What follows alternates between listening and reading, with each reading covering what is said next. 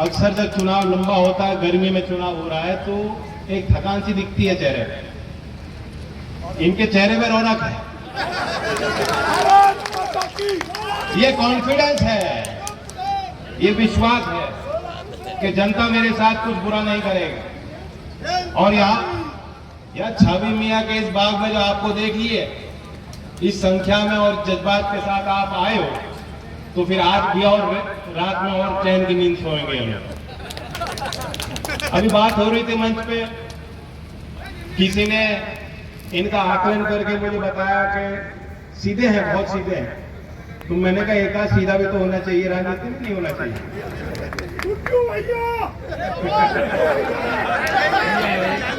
पहली बार ठीक टाइम पे नाम लिया।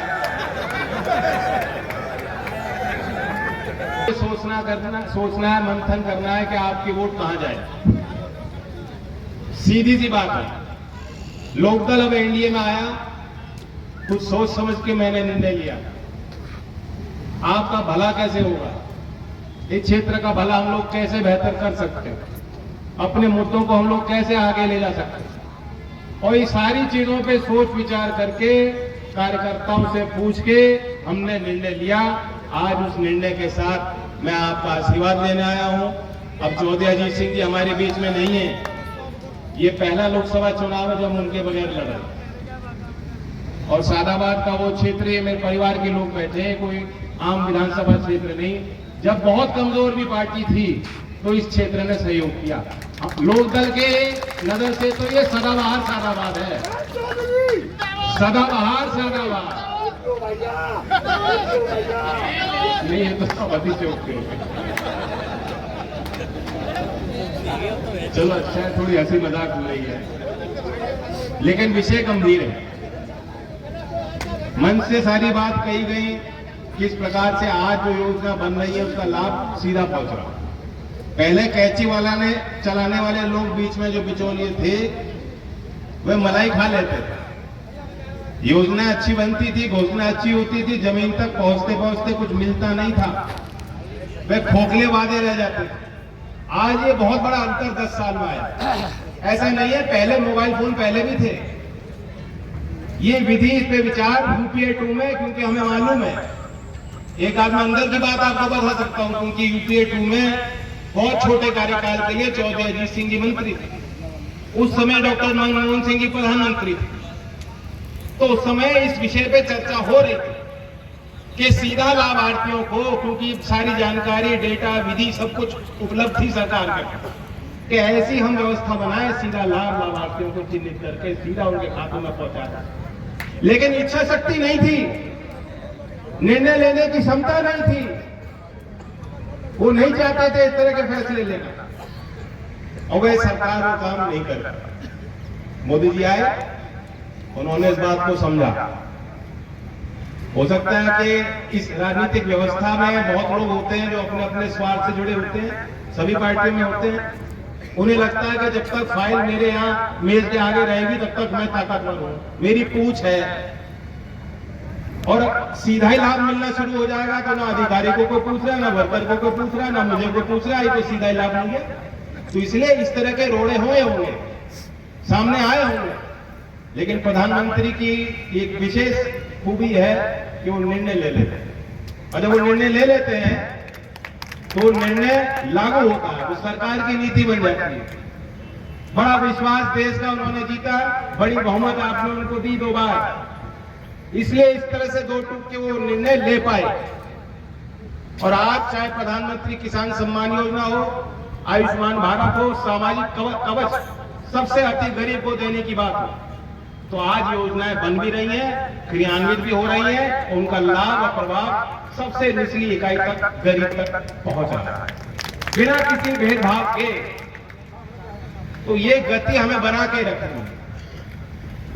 सामने वाले भी हैं, उनका भी मैनिफेस्टो आया है, बहुत उस पर चर्चा हुई, वाद विवाद हुआ, और मैं एक सीधा कटाक्ष करता हूं। मैंने उनके मैनिफेस्टो को लाइन बाय लाइन पढ़ा। आज वो कह रहे हैं कि हम छात्रों को दे देंगे, हर महिला को दे देंगे, हर साल पैसा दे देंगे। आपको मालूम है कहां से देंगे? कटौती, कहीं कटौती होगी तभी देंगे। या वसूला जाएगा आपसे जो जीएसटी आप पे लिया जाता है, सारी वस्तु जो आप खरीदते हो, चाहे अमीर खरीदेगा, चाहे गरीब खरीदेगा, चाहे मध्यम वर्ग का आदमी खरीदेगा, चाहे हाथरस में। वरना लोकदल भी विपक्ष में था, हम चुनाव लड़ रहे थे, हमने कहा 6,000 कम है, पर्याप्त नहीं है, लागत कई गुना बढ़ गई, किसानों के खर्चे बढ़ रहे हैं, ये निधि बढ़ाई जानी चाहिए। कहा था कि नहीं कहा था? यही खड़े होकर हमने कहा। विपक्षी पार्टियों का यही काम होता है, ये देखना कौन सी सरकारी योजना चल रही है, किसमें हम बढ़ोतरी कर सकते हैं, उसी आधार पर वादे हो। आज कांग्रेस पार्टी किसानों का वोट लेना चाहती है। क्या एक लाइन लिख नहीं सकते थे कि 6,000 रुपए जो प्रधानमंत्री किसान सम्मान योजना है, इसको हम बढ़ाएंगे? नहीं लिखा, उन्होंने कोई उल्लेख नहीं किया। इसलिए मेरा दावा यह है कि अगर सरकार में आप बनाएंगे तो सबसे पहले इस योजना को खत्म कर देंगे, क्योंकि वो नहीं चाहते, उन्हें लगता है कि इसका श्रेय उनको जा रहा है, उसका श्रेय प्रधानमंत्री को जा रहा है, इसलिए ऐसी योजना को बंद करो। इस तरह की सोच इनके अंदर है। चौधरी चरण सिंह जी, चौधरी अजीत सिंह जी, कई जगह कई मोड़ पे जो सहयोग हम चाहते थे, किसानों के लिए जो काम होने देखना चाहते थे, कांग्रेस पार्टी सर्वोच्च नागरिक सम्मान देश का 53 लोग जो भारत रत्न जिनको आज तक दिया गया, उसमें चौधरी चरण सिंह जी का नाम हमेशा के लिए लिखा गया है। और वैसे तो जिनको भारत रत्न मिला है सब महान हैं, लेकिन इस वर्ष 3 ऐसे हैं जिनका मैं जिक्र खास तौर से करूंगा। एक तो डॉक्टर एमएस स्वामीनाथन और चौधरी चरण सिंह जी। चौधरी साहब ने राजनीतिक और सामाजिक नीति और अर्थनीति में देश के लिए एक रास्ता दिखाया, किसान कमेरे वर्ग को संगठित किया।